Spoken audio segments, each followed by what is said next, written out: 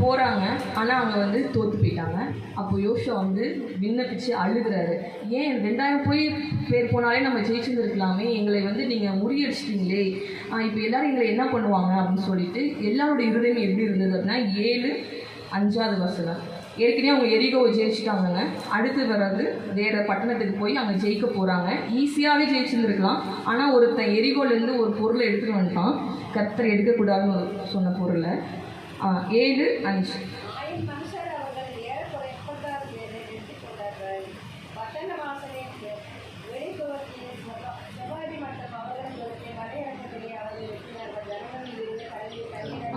இப்போ பார்த்தீங்கன்னா இஸ்ரவேல் ஜனங்கள் இருதயம் கரைந்து போயிடுச்சு.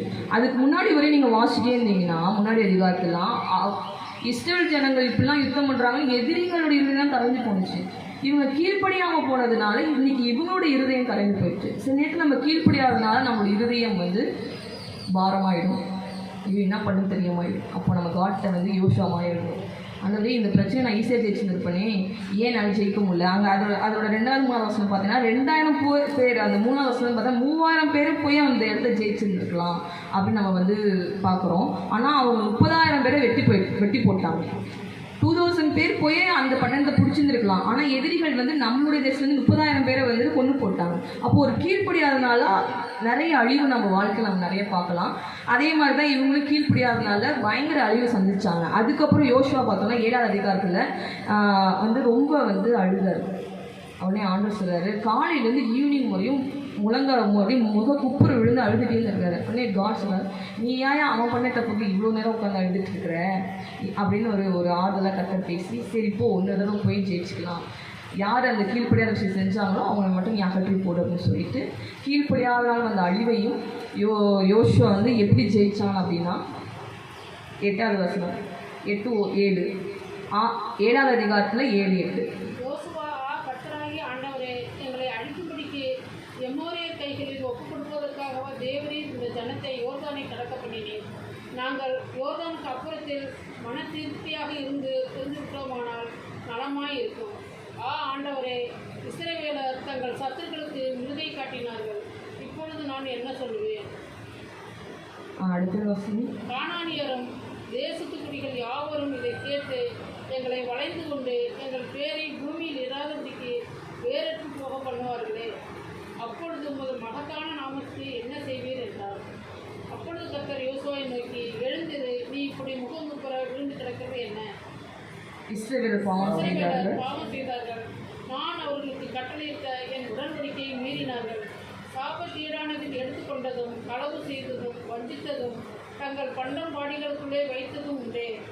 போதும். ஏற்கனவே அவங்க எரிகோ தாண்டி வந்துட்டாங்க. ஆதிப்பட்டணத்தில் வந்து பார்த்தோம் அப்படின்னா ஒரு ஜெயிக்க போனாங்க, ஜெயிக்க முடியல. ஏன்னா எரிகோலேருந்து ஒரு பொருளை எடுத்துகிட்டு வந்ததுனால அதனால வந்து பெரிய அழிவை சந்திக்கிறாங்க. அந்த அழிவை சந்திக்கும் போது யோசுவா என்ன பண்ணாருன்னா ப்ரேயர் தான் பண்ணுறாரு. ப்ரேயர் பண்ணி அவர் நம்ம எப்படி வேணாலும் ப்ரேயர் பண்ணலாம், அது கர்த்தர் வந்து அங்கீகரிக்கிறவராக இருக்கிறாரு.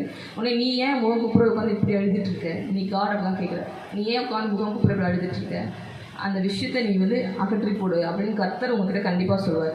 எந்த விஷயம் நமக்கு அழிவை கொண்டு வந்து நம்ம கீழ்ப்படியாமல் இருந்தோமோ அந்த விஷயத்தை கர்த்தர் நமக்கு சொல்லுவார். இந்த விஷயத்தை நீ எடுத்து போடுங்க, தீங்க உங்ககிட்ட எடுத்து போடு, நான் வந்து உன்னை வந்து அடுத்த தடவை இதே விஷயத்திலேயே உன்னை ஜெயிக்க பண்ணுவேன்.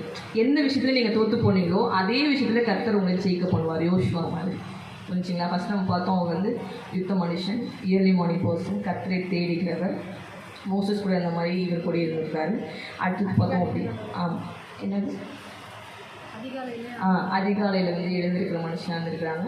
எரிகோ, யோர்தான், அடுத்தது ஆய்ப்பட்டணத்துலேயும் வந்து அவங்க ஜெயிக்க முடியாமல் போனதையும் ஜெயிக்க பண்ணார் காடு.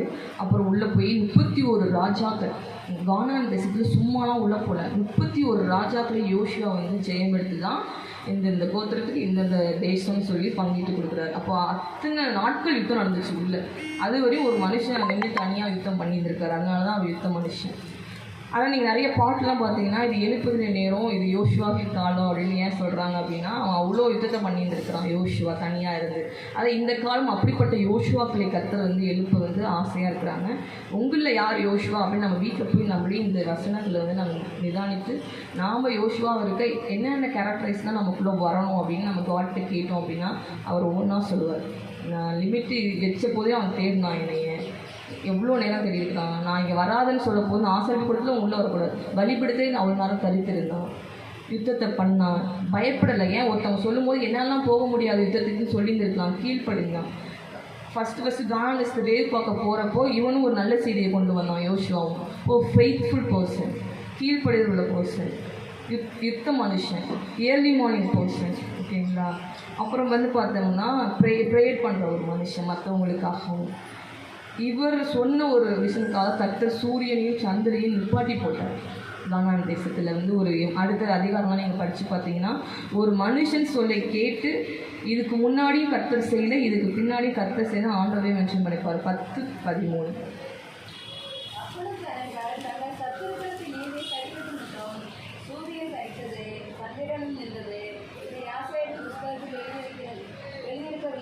அப்படியே சூரியன் அஸ்தமித்து தீர்ந்திருக்காமல் ஏறக்குறைய ஒரு பகல் முழுவதும் நடுவான் தூங்கியது.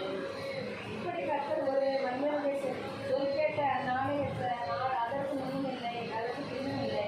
கர்த்தர் இஸ்ரவேலுக்காக யுத்தம் பண்ணினார். பாருங்க, அப்போது யோசுவாவோட சொல்ல கேட்டு, ஆக்சுவலாக இன்றைக்கி நம்ம கர்த்தருடைய சொல்ல கேட்காம நிறைய இது பண்ணுறோம். ஒருவேளை நம்ம கீழ்ப்படியில் உள்ள பிள்ளைங்களாக இருந்தோம் அப்படின்னா கர்த்தர் நம்ம சொல்லி கேட்பார். ஹல்லேலூயா. இப்போ ஏன் ஆண்டவர் இந்த விஷயத்தில் என் சொல்ல நீங்கள் கேட்கலன்னா, நான் சொல்ல நீங்கள் கேட்டியா அப்படின்னு ஆண்டவர் இன்னொரு கொஸ்டின் கேட்போம். அப்போது நம்ம சொன்னதை அவர் செய்யலை அப்படின்னா நம்மக்கிட்ட ஏதோ ஒரு ஃபால்ட் இருக்குது. அதை காட் எப்படி அதுக்கு முன்னாடி அவங்க உட்காந்து அழுதார் பார்த்தீங்களா, என்ன தப்பு பண்ணிட்டோம், எங்களை இந்த பட்டணத்தில் தோக்க வச்சுட்டீங்களே அப்படின்னு. நீ இதெல்லாம் பண்ணாங்க, அது சரி சரின்னு சொல்லி தான் ஆண்டு திருப்பி ஜெயத்தை கொடுக்குறாரு.